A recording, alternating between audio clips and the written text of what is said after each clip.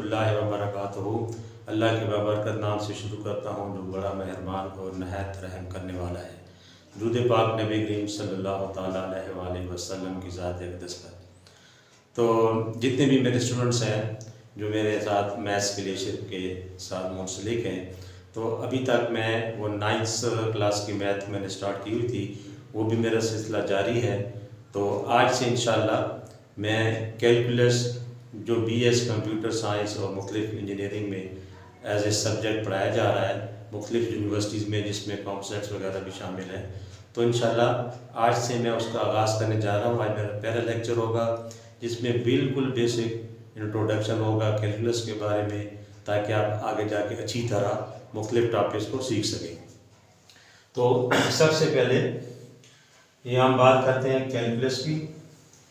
Calculus को समझने के लिए आपको कुछ बच्चों बेसिक चीज़ें समझनी होंगी। तो जैसे कि आपकी बुक में प्रीव्यू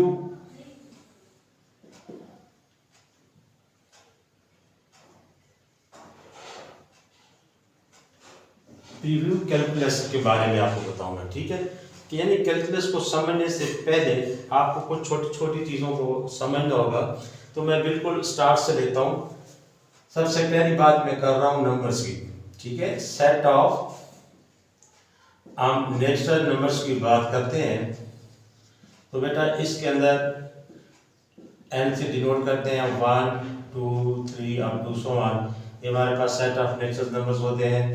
फिर हमारे पास होल नंबर्स होते हैं, ठीक है, जिनको हम डबल से डिनोट करते हैं, और इसमें 0 1 2 अप टू सो ऑन, ठीक है। इसी में फिर हम इवन नंबर्स की बात करते हैं तो इवन नंबर्स ई से डिनोट करते हैं, और 2 4 6 जिसके ऊपर 2 का टेबल जाता हो। इसी तरह ऑड नंबर्स की जब हम बात करते हैं तो ऑड नंबर में हमारे पास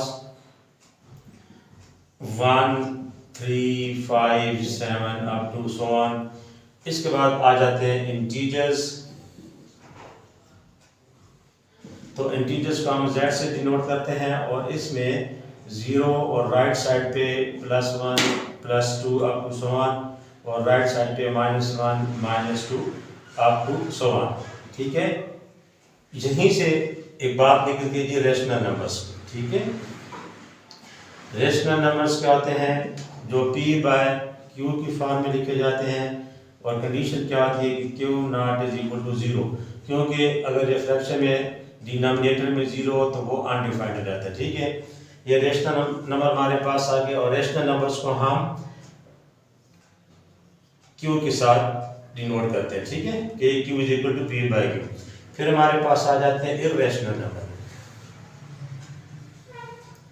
इरेशनल नंबर्स की वैसे नोटेशन तो नहीं है, लेकिन बाद बुक्स में q प्राइम से लिखा जाता है। इसमें स्क्वायर रूट वगैरह, पाई अप टू सो ऑन, इस तरह के नंबर्स आएंगे। ये सारी बातें बताने का मेरा मकसद ये है, बेसिकली मैं जाना चाहता हूँ रियल नंबर्स की तरफ, ठीक है। तो रियल नंबर जो हैं वो हमारे पास जो आपके बुक में बार बार यूज होंगे, रियल नंबर्स को हम ये कैपिटल R से डिनोट करते हैं, और इसमें रेशनल, इर्रेशनल,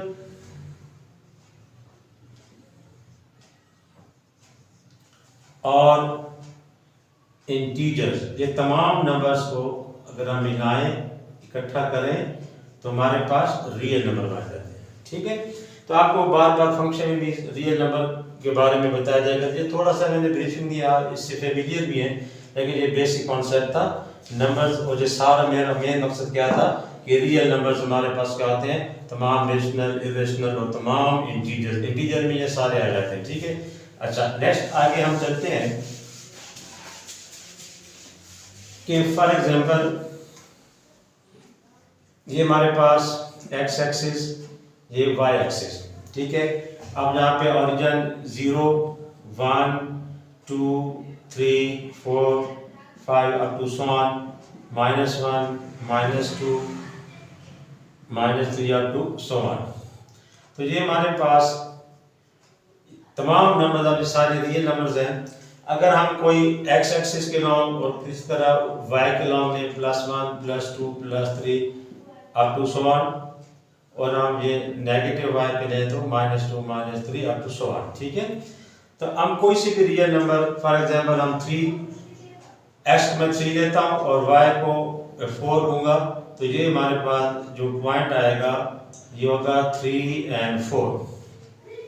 ये जो मैंने इस फॉर्म में लिखा है 3 और 4 नंबर्स को ऐसा लिखने में इसको हम कहते हैं बच्चों ऑर्डर्ड पेयर कहते हैं, ठीक है। और इसमें ये जो फर्स्ट एलिमेंट होता है उसको एक्स ऑर्डिनेट और दूसरे नंबर को हम वाई ऑर्डिनेट्स कहते हैं, और दोनों को मिला के को ऑर्डिनेट्स भी कहते हैं, ठीक है भाई। तो अब पहले x की वैल्यू है देखो 3 x पे आ रही है, दूसरी y की वैल्यू है 4, इसको हम y ऑर्डिनेट कहेंगे।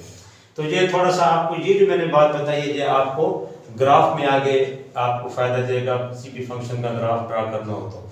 अच्छा, इसके बाद जो आपकी बुक में जो मेन टॉपिक दिया जा रहा है उसमें अलजेब्रा के बारे में आपका पहला टॉपिक है, थोड़ा सा अलजेब्रा का इंट्रोडक्शन है, ठीक है। ये सारा बेसिक इंट्रोडक्शन है, आगे जाके आपको मुख्तलिफ चैप्टर्स में काम आएंगे।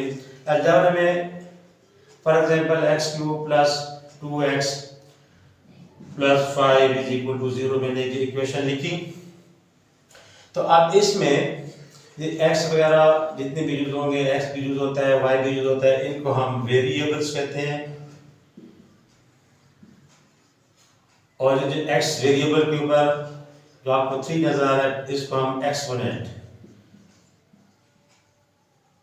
कहेंगे या पावर भी कहेंगे। ये हमारे पास कांस्टेंट होता है। लेट्स सपोज जहां पे मैं 4 लिख देता हूं तो वो नंबर जो वेरिएबल से मल्टीप्लाई होता है, ठीक है, वो कोफिशिएंट कहलाता है,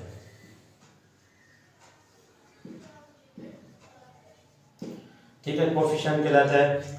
और जो बिल्कुल जैसा भी मैंने बताया वो नंबर जो बिल्कुल लग है, कोई वेरिएबल नहीं है, वो कांस्टेंट है।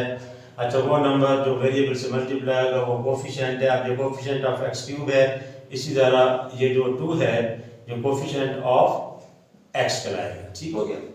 तो एक तो ये बात आपने अलजेब्रा के हवाले से ज़हन में रखनी है। उसके बाद हम फर्दर आगे प्रोसीड करते हैं, तो हमारे पास इन इक्वलिटीज की हम बात करते हैं, ठीक है। अभी तो मैंने ये इक्वेशन की बात की, इन इक्वलिटीज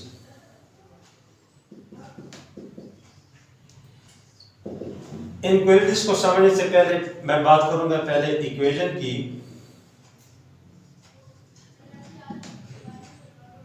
अब इक्वेशन लिख रहा हूं, इक्वेशन की एग्जांपल फॉर एग्जांपल x + 3 = 0। एक मैंने छोटी सी एग्जांपल दी है, ये एक लीनियर इक्वेशन है, ठीक है।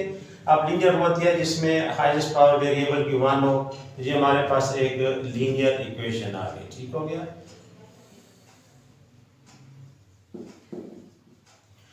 अच्छा, अब इनइक्वालिटीज क्या है जिसमें greater than, less than, greater than और इक्वल टू, लेस देन और इक्वल टू, इनमें से कोई भी साइन यूज होगा तो उनको हम इनइक्वालिटीज कहेंगे। इनइक्वालिटीज और इक्वेशंस को एक ही मेथड की तरह डील किया जाता है। अब इसकी मैं आपको एग्जांपल दूं